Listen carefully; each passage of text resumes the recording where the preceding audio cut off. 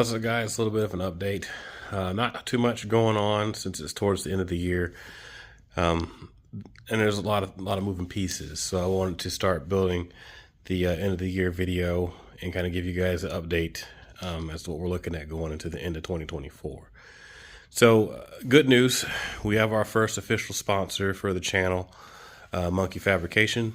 A good shout out to those guys. I spoke with Michael not that long ago and kind of gave me his vision and what he'd like to do with helping small channels like mine, and seeing us kind of push forward and to help the industry not only grow but kind of rekindle that excitement that used to be grassroots about 10 years ago. Which is funny because I just watched that dude in blue video not probably a couple minutes ago now, who did an excellent job at explaining, in his opinion, and I definitely concur, what happened to the car industry in the last 10 years with the advent of social media, the horsepower wars, just the general shift in culture, Gen Z and not really being interested in cars like, if you're about my age, were at the time, and well, obviously way before 2014, but it's a lot. And with that being said, part of my goal is to get guys like myself and their kids back excited again. Not only excited, but where I'm at right now, in the garage, either through the winter or the early spring, a barn or dirt driveway, whatever you got. I started out doing engine swaps literally with come-alongs and the dirt grass, So believe me, been there and done that. Be that as it may, we all have, in my opinion, a duty to try to get this, back going again and get kids excited. And so with that, we're going to have what looks like 3 main projects. And I took some video, I dug out my old GoPro and shot a walk around video with all the cars I'm talking about. I'll try to work in here as best I can. Bear with me. We're doing all this out of pocket for the most part, minus whatever help we get along the way. So I'll try to work on video quality and all that stuff as time goes forward. But anyways, unnecessary tangent. The goal for me going forward is to get the GTO, the Durango, and potentially the Subaru back going and kind of build some content from that, from a purely DIY grassroots point of view. Obviously, I'll get some assistance and help here from guys who have more resources than I do to try to get some pretty big things accomplished. But be that as it may, the big thing is just get the main thing rather is just to get all these projects going hot and heavy into 25. The number one on the priority list right now is the 14 Durango RT.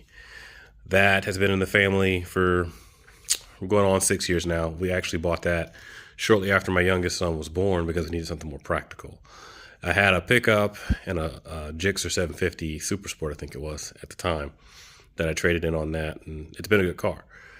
It's also pushing 240,000 miles, a little over now. So we had a valve guide issue, and I could have just probably gotten away with fixing the head, but not knowing what other issues I may have had, I just said, you know what, it's going on 6 years.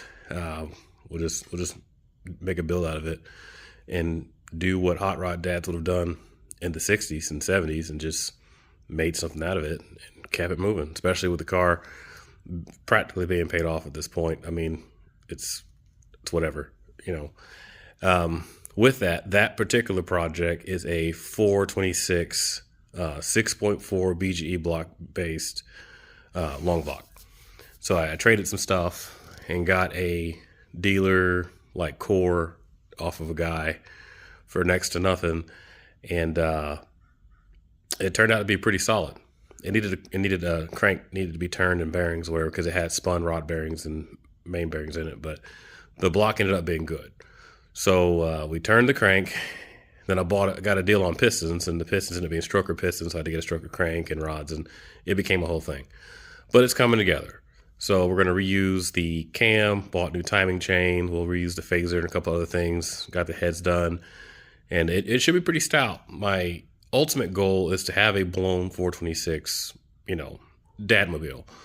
Not quite a minivan, but not a Challenger or Charger either, because I got kids and these kids got activities and we like to travel a lot as a family. So it just made more sense. And with that, I got rid of the Power Stroke I used to have and got the wife a Range because that's what she always wanted. And in doing so, inherited her now ex Durango to kind of do something with.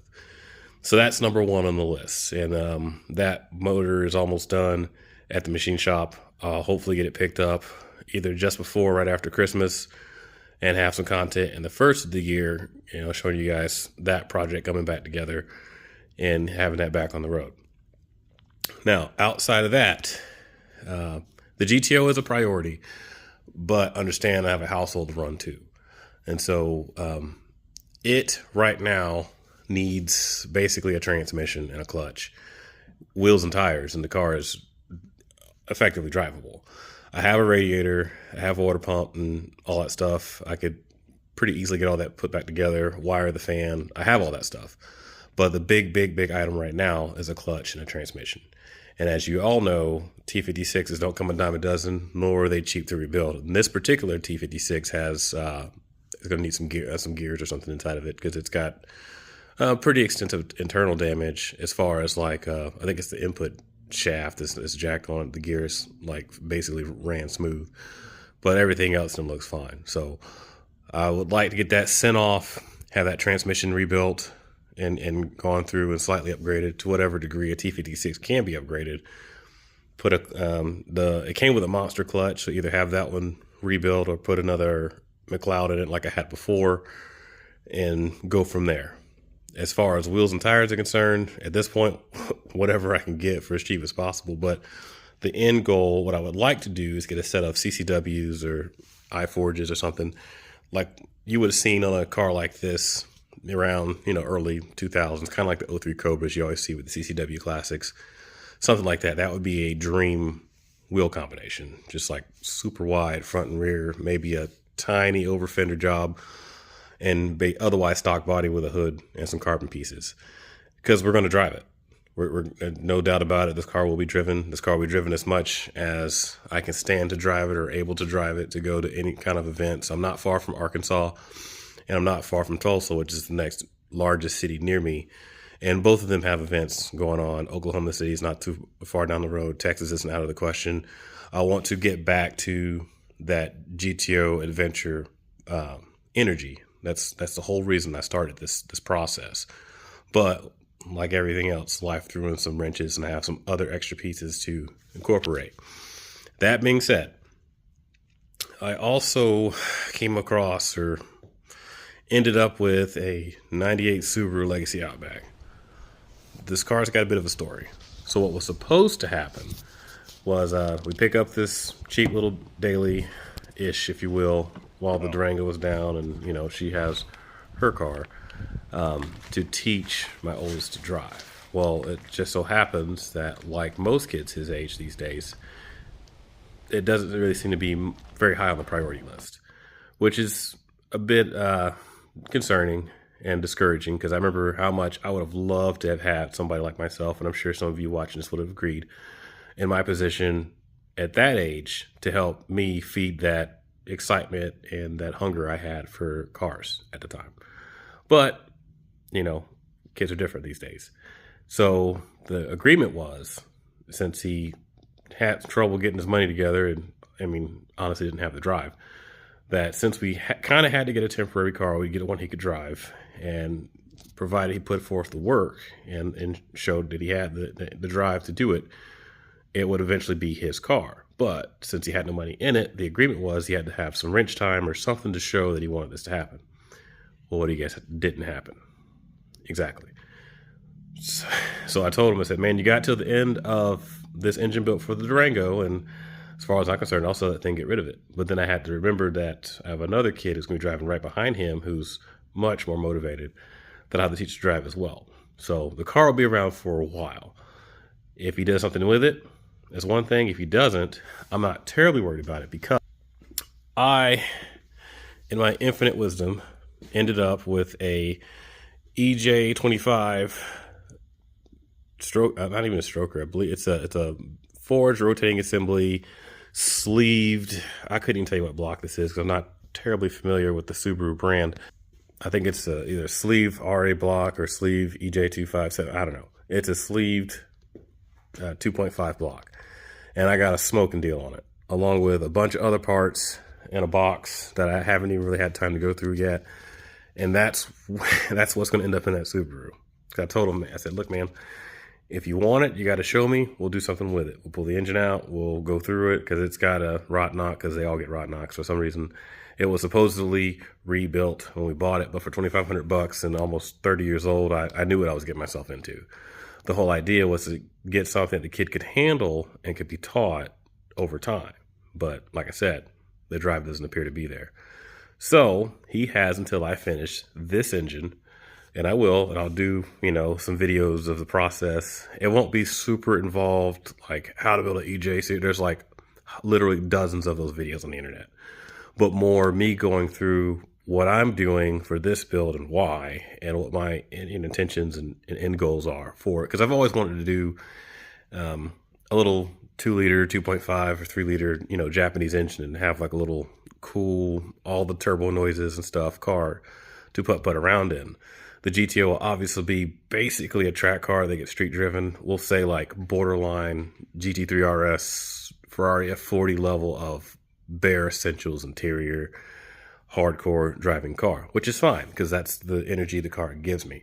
The Durango is more of a daily driven, haul the kids around, family trips type of vehicle. It's always been that. It's just going to have a really big, stupid engine in the process because I didn't give it my power stroke for nothing, right? That, and we have some really exciting news of some parts that'll be in that engine. Some brand new, just hit the shelf parts by Manton. Their shafts, their intake and exhaust shafts for the cylinder heads, and their bronze bushings.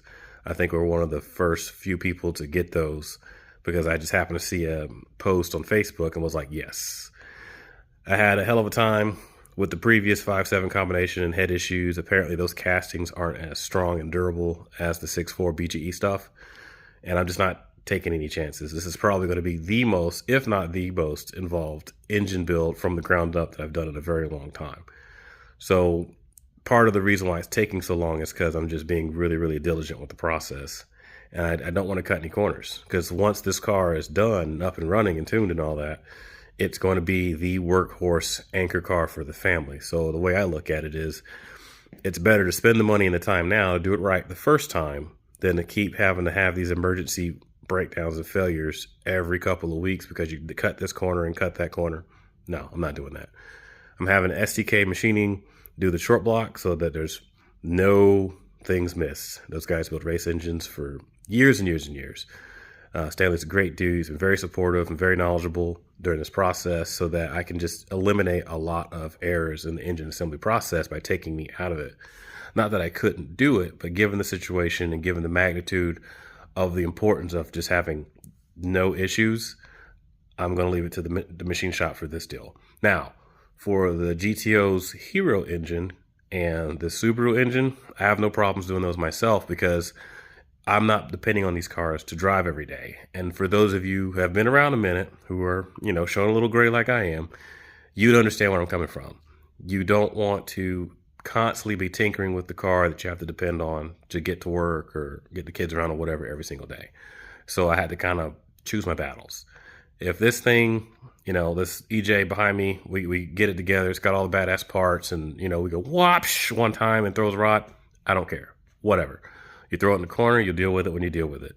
The GTO, same thing. You do one big wide pass and it blows up. Whatever. I'll be bummed, sure. Will I really care? No, because I don't need it to get to work tomorrow. And that's just kind of one of those things that comes with growing and maturing in the car scene as a car enthusiast, and now a husband and a father. You learn what to concentrate your efforts on and what not to. These are supposed to be fun. They're supposed to be a bonding experience and all those things to rekindle an excitement I had for many, many years, but it's not the one I'm depending on to get around every single day. Now, ultimately, the idea is to get, for example, the GTO to the point to where if I wanted to hop in it and go to Vegas, I could. Yes, that's the end goal, but that's going to take time and money, mostly money. And so I'm going to try to document all of that as I go through this and kind of just, be honest with you guys what I'm doing. Now, I'm going to do a small parts unveiling I was told I was going to get a goodie box from our sponsor. So when that shows up, I'll open that box to you guys and kind of see what's in there and do that kind of thing. I might do a separate video for like Christmas, maybe. I'm not really sure. There's a lot of ideas in my head right now of what to do. This is a new endeavor for me. I've never been super big on YouTube channels, especially car enthusiast YouTube channels. They seem, not all of them, but some seem really forced and kind of superficial. And being somebody who's been there and done that and about that life, so to speak, I'm trying to not come off as another corny channel, but somebody that's more relatable and realistic. So there's a lot going on, a lot of plans for 2025, a lot to look forward to, a lot I'm really excited to share with you guys. We'll see how far we get with the Subaru deal, and how far we get with this GTO. I would like to have the GTO on the ground, I'm looking at it now, with wheels and tires on it, I'd say by spring. So my birthday's in June. If I could get it on the ground, possibly driving, like at least moving under its own power by my birthday, that'd be super awesome. The Durango, we kind of need that up sooner rather than later. So that's more of just kind of offloading some parts and buying some things and getting that going ASAP. I might actually be shooting the content and just not make the videos until long after it's running and just kind of do like a flashback sort of a deal. Because I'd like to get that running probably closer to New Year's, just because it's just an extra vehicle for us to get around in. And, focus on the cool stuff as far as Durango is concerned closer to the summer. Because it's absolutely useless as a two-wheel drive Durango during the wintertime. It's terrible. But when it's dry out, it's like a 7-passenger Charger. And anybody who's driven one, especially the RT models or the 382 models or even the Hellcat model will tell you that. These things are arguably better, and I'm probably going to get some flack for this. I would argue that a well set up Durango, especially one of the performance models, is pound for pound a better bargain for the money than any Hellcat will ever be. And you might disagree with that, but I'm telling you from a father and family, man point of view, yeah, those cars are cool, and yeah, those cars are fast. But when you take everything in consideration, especially daily drivability and versatility, you're not going to find a better car, period, especially for the money. We picked up, I traded my F-250, I had a 17 F-250 Platinum. I traded for a used 19 Range Rover Sport supercharged. And that's a bad machine. That's a super awesome, but that's a bad machine if you don't have kids. When you have kids and you're constantly cleaning the leather and get fingerprints off the windows, that kind of stuff, it's almost no different than owning a Hellcat or a 911 or whatever, because you want to keep it nice, which means keeping the kids out of it. But with a Durango or any SUV of that sort, you kind of get to have your cake and eat it too. If it gets a little dirty and the kids are kids, it's not as annoying because there's a level of durability built into it because it's still a run-of-the-mill chassis. It just happens to have boatloads of power. So with this Durango, I have some cosmetic plans for it, some suspension plans for it, and obviously more power for it, and just kind of have it as this get around, all around dad car. It'll be good for two things: burnouts and soccer practice. That's about it. Obviously you can, put engine stuff in it and you can tow a little with it, but it's not going to be my power stroke, and it's definitely not going to be my GTO or even the Subaru once we get this build plan figured out as far as speed is concerned. But it's not going to be slow, not by a long shot. But I'm not trying to achieve some sort of crazy 9-second world record holding SUV. No, more of let's go to Texas and maybe check out the beach. Oh, there's a M series SUV, like a X6 or something, and he won't let me pass. You gonna learn today type of vehicle, if you guys understand what I'm saying. So anyway, thanks for hearing me ramble for a little bit. I'll try to clean this up, shape this up as time goes on, and we'll see what comes of the channel. But shout out to Monkey Fabrication for giving us a chance, and I'll let you guys know what happens forward. Thanks.